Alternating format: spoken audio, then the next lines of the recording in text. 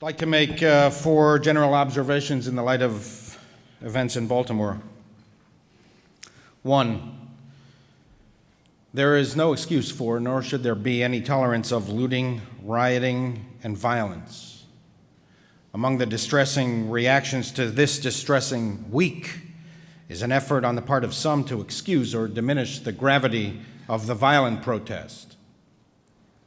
Violence is the only thing that will wake America up, they say. Destroying property and burning businesses is a legitimate practice, they contend. Violence has been the only tactic that has secured civil liberties, they argue.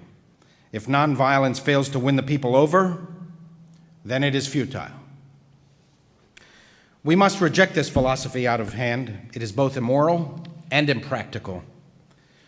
One of the truly disingenuous tactics of those promoting a little violence from time to time, or a lot of violence, is to suggest that the father of this tactic, or at least its enabler, was Martin Luther King. It's absurd. King insisted throughout his career that violence was both immoral and counterproductive. He endured enormous pressure in the black community, and nonetheless, he insisted on nonviolence. He said this: "I am convinced that for practical as well as moral reasons, nonviolence offers the only road to freedom for my people. The American racial revolution has been a revolution to get in rather than to overthrow. We want to share in the American economy, the housing market, the educational system, and social opportunities. If one is to search for a better job, it does no help to burn down the factory. If one needs more adequate education, shooting the principal will not help. Or if housing is the goal, only building and construction will produce that end. To destroy can bring us no closer to the goal that we seek. If you exercise your constitutionally protected right to protest, and you attack people and property, you are undermining the very thing that you seek to promote. It is to mistreat the thing that you support. It is to champion things to the point of becoming their enemy. It is to become so pro that you are con.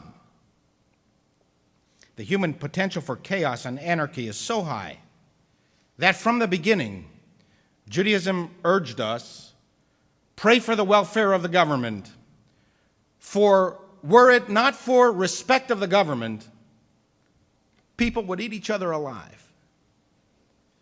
Were it not for the government's enforcement of the rule of law, as Thomas Hobbes wrote, there would be continual fear of violent death, and the life of man solitary, poor, nasty, brutish, and short.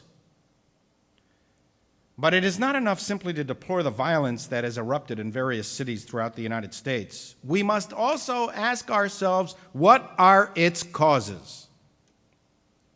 2, police. The police are us. We cannot do without them. Their role is to protect society's justifiable need for law and order. Cops are real people, not caricatures.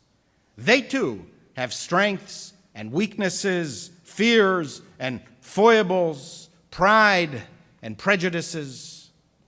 They have an exceedingly difficult job that will earn them critics whatever they do. Often they are called upon to make instantaneous judgments that from the quiet clarity of a later investigation are deemed wrong and excessive. With all my sympathy and support for them, police and security forces in the United States and the local and federal governments that oversee them must do some searing soul searching. It is unacceptable for anyone to die in police custody while restrained. It is unacceptable to use excessive force. It is unacceptable to shoot first. Shooting must be the last resort when there is a real and present danger or harm to officers or others. We need as much transparency as possible. We need as much training as possible. We need the best possible laws, regulations, policies, and oversight. The police themselves have an interest to have the support of the community. They have an interest in casting out the bad cops and optimally training the good cops. They have the guns. Unfortunately, in this country, they do not have a monopoly on guns. That's part of the problem. Too many guns on the streets of the United States. But it is the police who have the awesome power of the government that will either preserve, protect, defend, and enhance liberty, or steamroll and trample over our hard-earned rights. There are too many instances of police brutality and excessive force. I suspect that it has always been prevalent, but modern technology, the widespread use of cameras that every American carries nowadays, has brought to light practices that we either did not know about or preferred to ignore. To be anti-bad police is not to be anti-police. To the contrary, in the end, if policing does not have the people's support, it does not serve the people. And to lose the people's support is the first step towards tyranny. 3, prejudice. We have come a long way in this country. We are not in the pre-civil rights era. Look around. The President of the United States is African American. The Attorney General of the United States is African American. The Mayor of Baltimore is African American. Half of the Baltimore City Council is African American. The President of the Baltimore City Council is African American. The Chief of the Baltimore Police is African American. Roughly half of the Baltimore police force is African American. The Baltimore State Attorney, who decided to bring charges against the police officers, is an African American. Those who argue that nothing has changed since the 1960s simply do not know of what they speak or are purposely distorting the reality. But those who remind us that we still have a long way to go in this country are not wrong. Those who remind us that America has never overcome its original sin of racism are not wrong. You do not have to protest that you are not prejudiced. All of us are prejudiced. As Clarence Darrow said to a criminal jury, we are a bundle of prejudices. We are prejudiced against other people's color. We are prejudiced against other people's religion. We are prejudiced against other people's politics. We are prejudiced against other people's looks. We are prejudiced against other people's dress.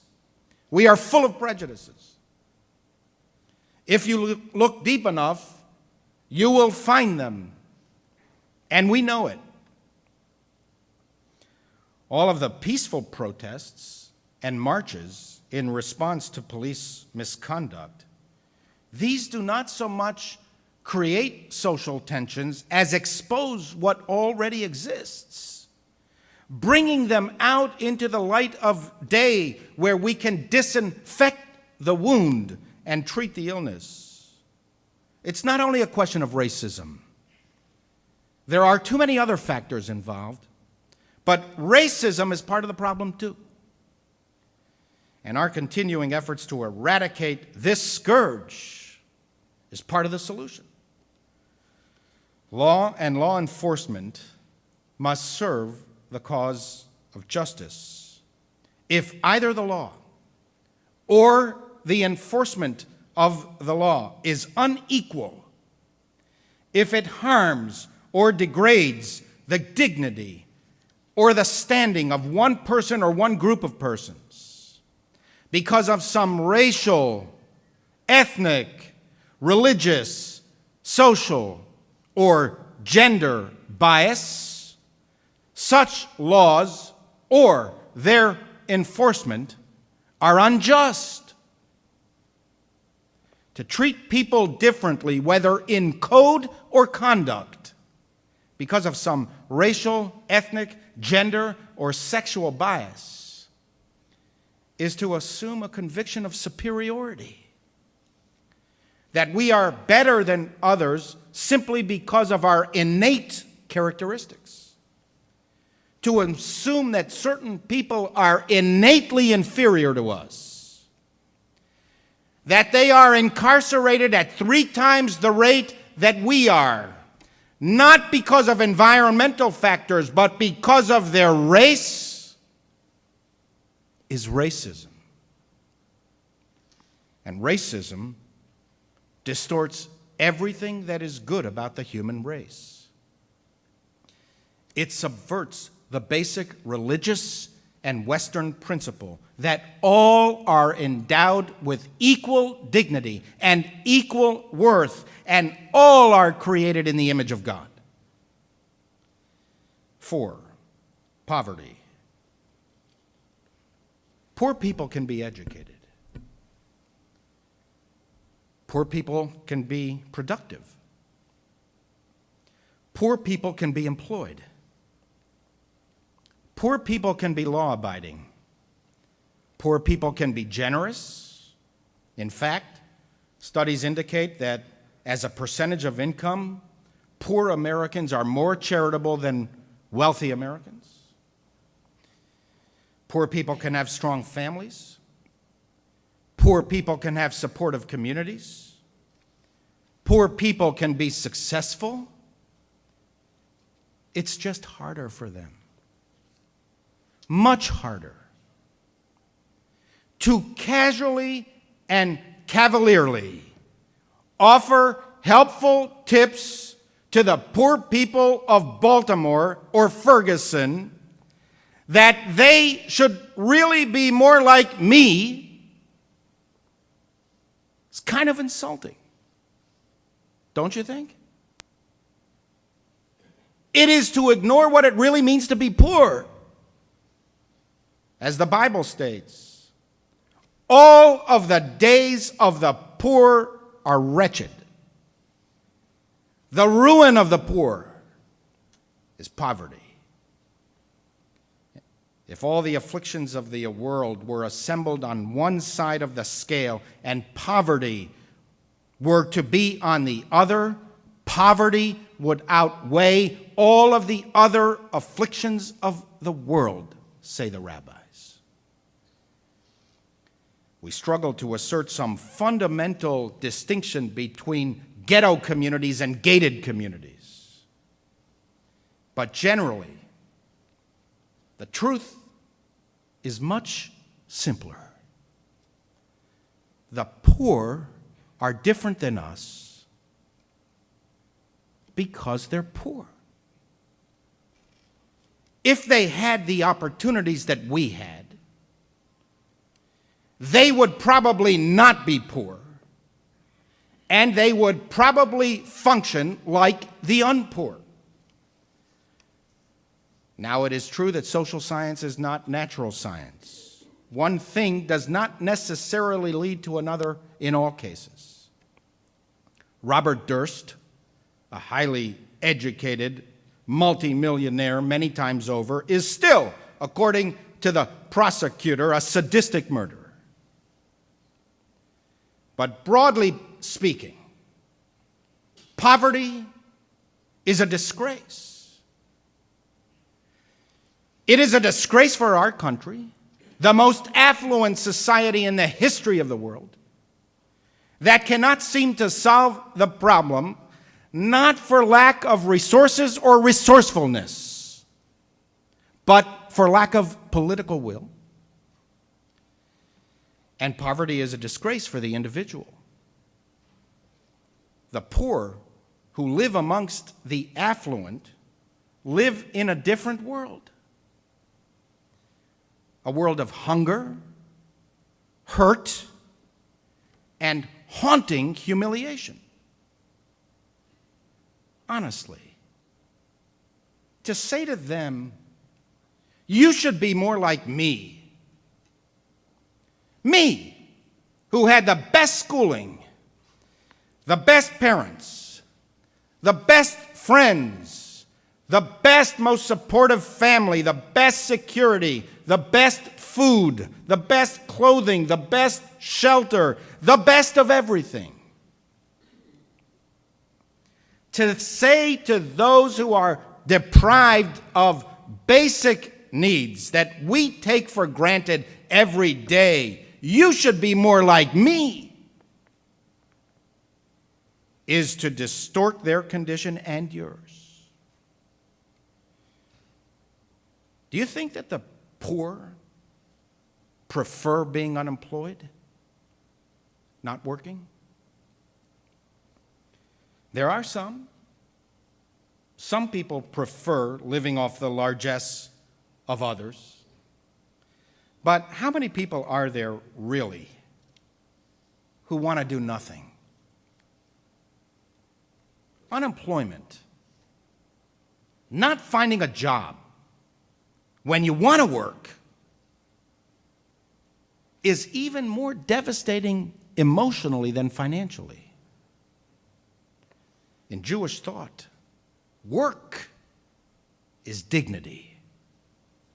6 days you should work, states the Bible, and on the seventh you should rest. Love work, urge the rabbis. No person should hate work. Great is labor, states the Talmud. It honors the person who performs it. Rabbi Yosef said a person dies through idleness alone.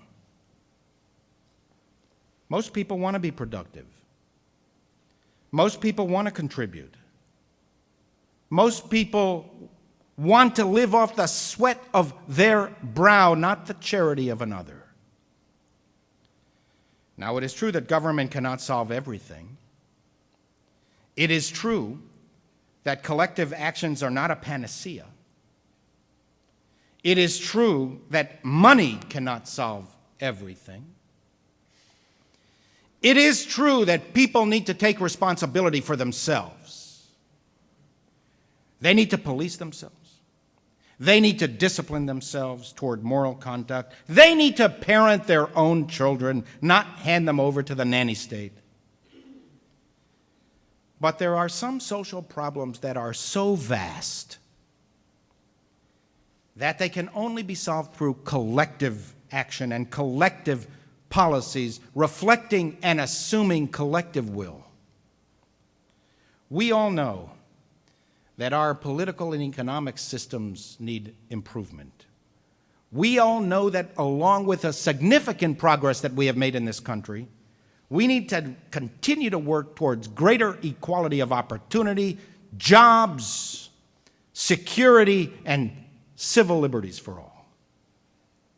As FDR famously said, freedom also includes freedom from want and freedom from fear.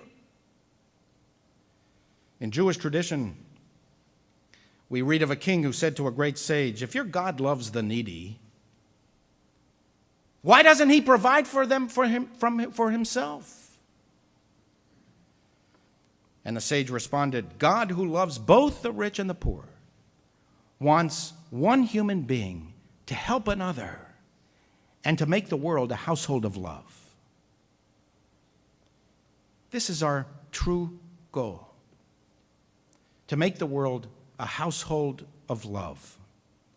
Our central dream is to reach the dream recited in the book of Psalms.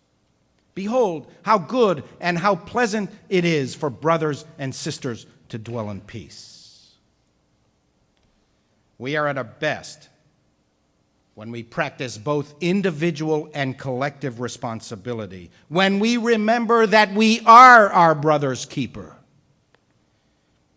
What is hateful to us, we do not do unto others. We are at our best when we acknowledge the brokenness of our world and work towards its repair. We are at our best when we emphasize hope, not despair, when we assert not what separates us, but what binds us together in a common thread of humanity. We are all interconnected and interdependent. No matter what is the law, no matter what is the tax code, what is the policy, in the end, if our neighbors are not free, we are not free. Unless they are peaceful, we cannot live in peace. Unless they are law-abiding, it matters little what is the law. In the end, my freedom comes from the willingness of my neighbor to grant me freedom. Now more than ever, we must develop the art of living together.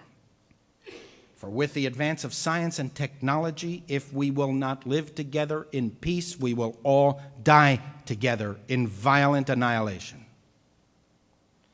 There is a Jewish legend of a son walking with his father. The boy is distressed as they pass hungry beggars on the street. "This is terrible," the boy said to his father. "How could God allow this? Why doesn't God send help?" "God did send help," the father responded. "God has sent you."